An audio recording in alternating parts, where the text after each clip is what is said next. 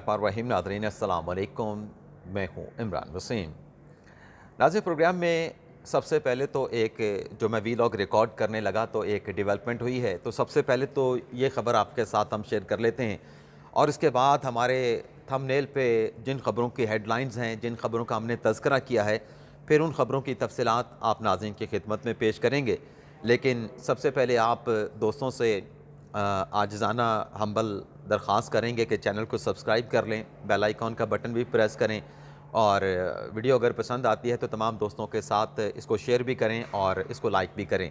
Development नाज़रीन ये हुई है कि कल 12 दिसंबर को जो सुप्रीम कोर्ट में भुट्टो रेफरेंस केस की समाअत होने जा रही है, जो 2011 में सुप्रीम कोर्ट में दायर हुआ था और फिर 2012 में इस रेफरेंस की 5 समातें हुई थीं। और अल्लाह के करम से ये ख़बर हमने सबसे पहले अपने यूट्यूब चैनल से ब्रेक की थी।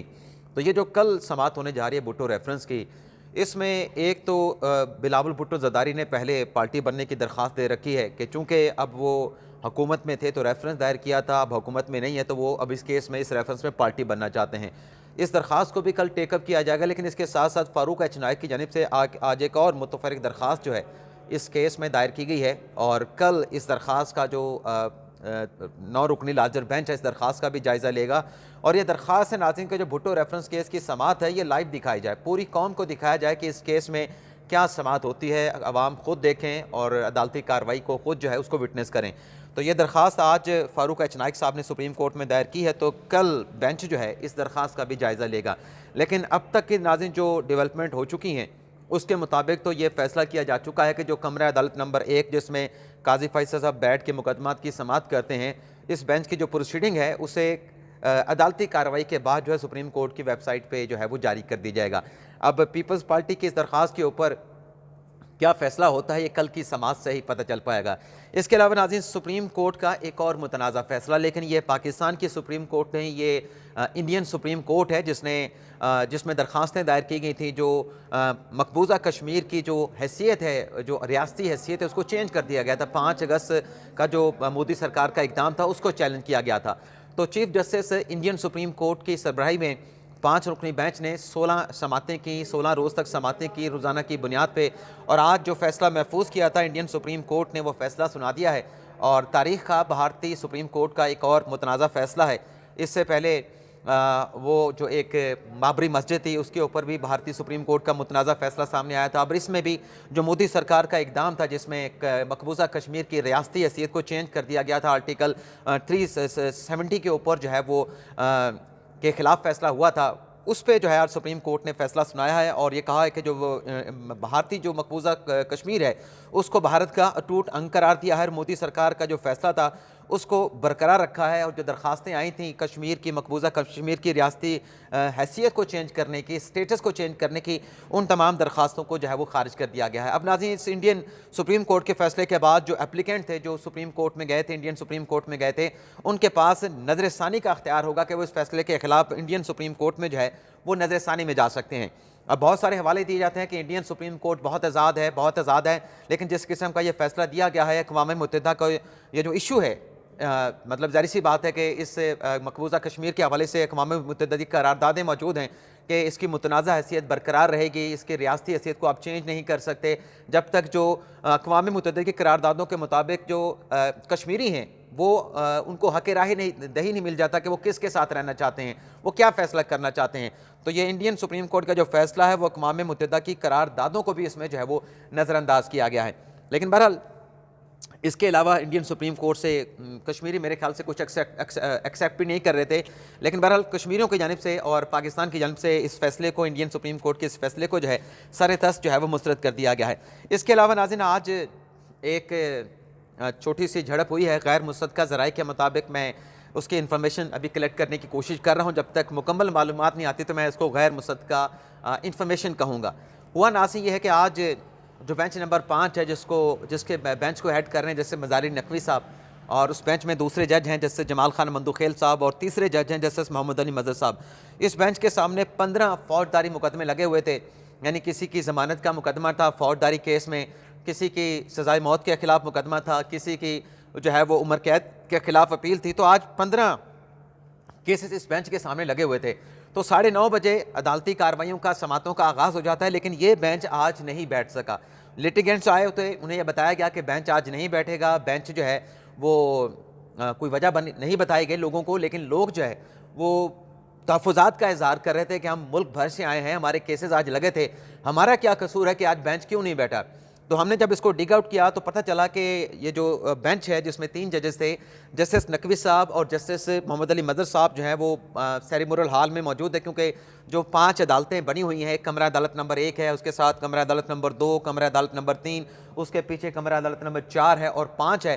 तो वहाँ पर सेरेमोनियल हॉल है, इसके दरमियान पाँचों अदालतों के दरमियान में सेरेमोनियल हॉल है, जहाँ पे हल्फ बर्दारी की तकरीबात भी होती हैं। किसी जज की रिटायरमेंट के मौके पे उसे जो है वो पुरतकल्लुफ़ इशाया भी दिया जाता है, तो वहाँ पे जजेस आके इकट्ठे होते हैं और वहाँ पे इकट्ठे होने के बाद अपनी अपनी अदालतों में चले जाते हैं। तो हमें ये पता चला गैर मुसद्दक़ा ज़राए से कि दोनों जज साहबान नकवी साहब और मोहम्मद अली मदर साहब मौजूद थे, और जैसे ही जस्टिस जमाल खान मंदुखिल साहब आते हैं तो कोई बात होती है, बात के बाद फिर वहाँ पर तकरार होती है, और उसमें तकरार के बाद ये जो गैर मुसद्दक़ा ज़राए से हमें पता चला, तो नकवी साहब ने ये कहा है कि जाएँ जिसको जो कहना है कह दें, मैं बेंच में नहीं बैठूंगा। ये गैर मुसद्दक़ा ज़राए से मुबैना तौर पे पता चला है, और उसके बाद ये जो बेंच है ये कमरा अदालत में नहीं आया और मुकदमात की समात भी जो है वो नहीं हो सकी। इसकी मज़ीद कन्फर्मेशन होगी तो जो कन्फर्म न्यूज़ होगी ज़राए से भी एक्चुअल हुआ क्या है, बेंच क्यों नहीं बैठा, अगले वीलॉग में वो भी आपके साथ हम डिटेल के साथ शेयर करेंगे। इसके अलावा नाज़रीन, इमरान खान साहब को दो मतलब उनको रिलीफ मिले हैं, एक अबू रिलीफ है, एक मुकम्मल रिलीफ है। एक तो जो इमरान खान के खिलाफ कल अडयाला जेल में जो इलेक्शन कमीशन ने फैसला किया, कल नहीं परसों, कि जो उनके खिलाफ तौहीन इलेक्शन कमीशन का मुकदमा है उसको ट्रांसफ़र कर दिया था अडयाला जेल में कि वहाँ पे जेल ट्रायल किया जाएगा। तो इमरान खान की तरफ से सलमान अकरम राजा और समीर खोसा की तरफ से दरख्वास्त जो है लाहौर हाई कोर्ट में दायर की गई थी कि ये गैर कानूनी तौर पर इमरान खान के खिलाफ तौहीन इलेक्शन कमीशन का समात हो रहा का ट्रायल हो रहा है, और गैर कानूनी फैसला इलेक्शन कमीशन का इस ट्रायल को अडयाला जेल में मुंतकिल करने का, तो ये ट्रायल अडयाला जेल में रोका जाए, फर्द जुर्म की कार्रवाई को भी रोका जाए। तो इस पर जो लाहौर हाई कोर्ट में दरख्वास्त दायर की थी, इसमें नाज़िल हुआ ये है कि कल 12 दिसंबर को चीफ जस्टिस अमीर हुसैन भट्टी साहब ने इमरान खान साहब की जो दरख्वास्त है इसे समात के लिए मुकर्रर कर दिया है, और जस्टिस आलिया नीलम साहबा जो है इमरान खान साहब की इस दरख्वास्त पर समात करेंगे। तो कल अगर आलिया नीलम साहबा ने इमरान खान साहब की इस दरख्वास्त को इब्तदाई समात के लिए एक्सेप्ट कर लिया और मुअत्तल कर दिया इलेक्शन कमीशन का जो फैसला था कि अडयाला जेल में जेल ट्रायल होगा, और 13 दिसंबर को इमरान खान पे फ़र्द जुर्म लगाई जाएगी, असद उमर पे, फवाद चौधरी पे, तो फिर 13 को अडयाला जेल में ट्रायल नहीं होगा। लेकिन कल अगर दरख्वास्त को ही अदालत ने डिसमिस कर दिया तो फिर अडयाला जेल में 13 को समात भी होगी और फ़र्द जुर्म की कार्रवाई को आगे भी बढ़ाया जाएगा।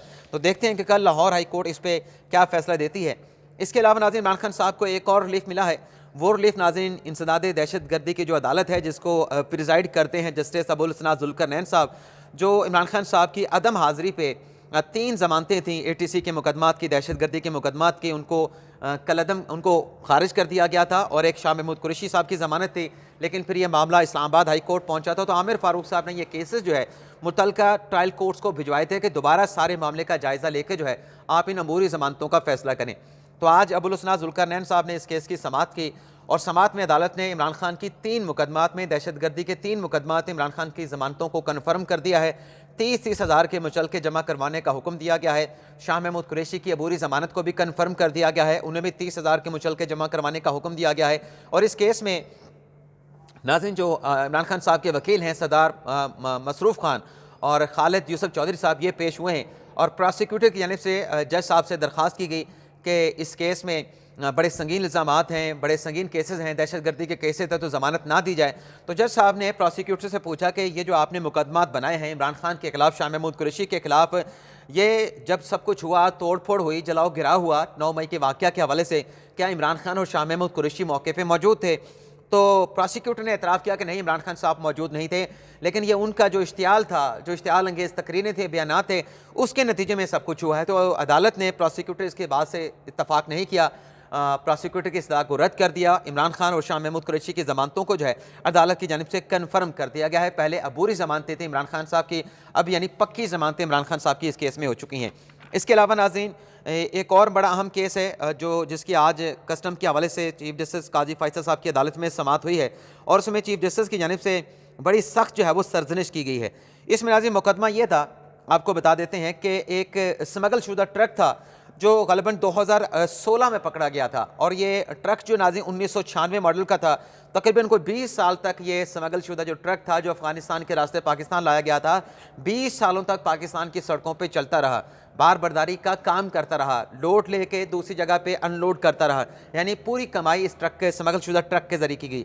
आज जब इस केस की समाअत हुई तो काजी फ़ैसल साहब ने कहा कि जो बॉर्डर है अफ़गानिस्तान का, उसके 400 किलोमीटर अंदर आके आप जो है कस्टम के हुकाम जो है वो लाइलम होते हैं। एक स्मगल शुदा ट्रक जो है वो 400 किलोमीटर अंदर आ जाता है।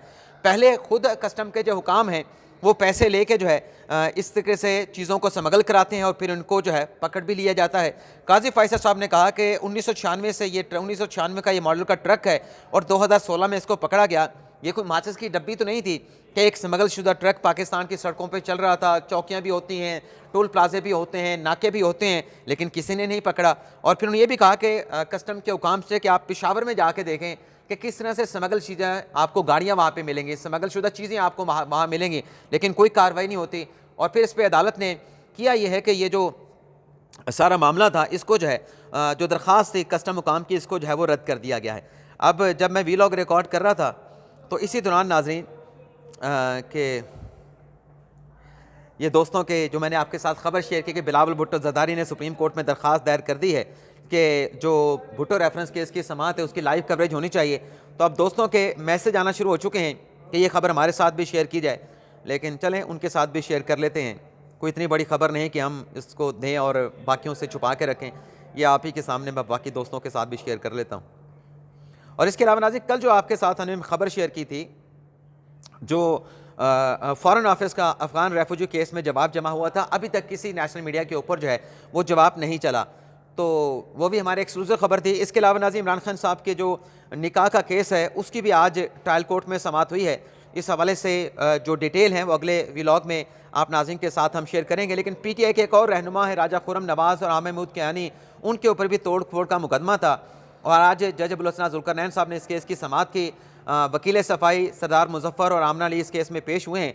और इस केस में नाज़रीन हम आपको बताते हैं कि जो मुल्ज़मान आते हैं इनकी हद तक तो केस को आगे बढ़ाया जाए। और अदालत ने राजा खुर्रम नवाज़ और आमिर कियानी की हाज़िरी लगाई और फिर जिस पर जज साहब ने कहा कि जब तक मुल्ज़मान की हाज़िरी मुकम्मल नहीं हो जाती कार्रवाई कैसे आगे बढ़ा सकते हैं। आइंदा समाअत पर तमाम मुल्ज़मान को जज अबुल हसन ज़ुल्करनैन साहब ने हाज़िर होने का हुक्म दिया है और आइंदा समाअत पर भी गैर हाज़िर मुल्ज़मान के खिलाफ कार्रवाई करेंगे। यानी आइंदा समाअत पे अगर मुल्ज़मान हाज़िर नहीं होते तो उनके खिलाफ कार्रवाई आगे बढ़ाने का, एक्शन लेने का अबुल हसन ज़ुल्करनैन साहब ने इंदिया दिया है और 18 जनवरी तक इस केस की समाअत को जो है वो मुलतवी कर दिया गया है। इसके अलावा इमरान खान साहब की जो तोशाखाना का मुकदमा है उसमें इमरान खान साहब की आज जो नाअहली है उस नाअहली की सस्पेंशन के लिए इस्लामाबाद हाई कोर्ट में समाअत होने जा रही है। जस्टिस आमिर फारूक और तारिक महमूद जंगीरी साहब इस केस की समाअत करेंगे। तो ये जो 2-3 खबरें आपके साथ हमने आपके साथ उनके हिंट शेयर किए हैं, इनकी डिटेल फिर अगले व्लॉग में आपके साथ हम शेयर करेंगे। अब तक के लिए इतना ही, आपसे इजाज़त चाहते हैं। अल्लाह ताला हम सबका हामी नासिर हो। अपनी ढेर सारी दुआ में याद रखिएगा। अल्लाह हाफ़िज़।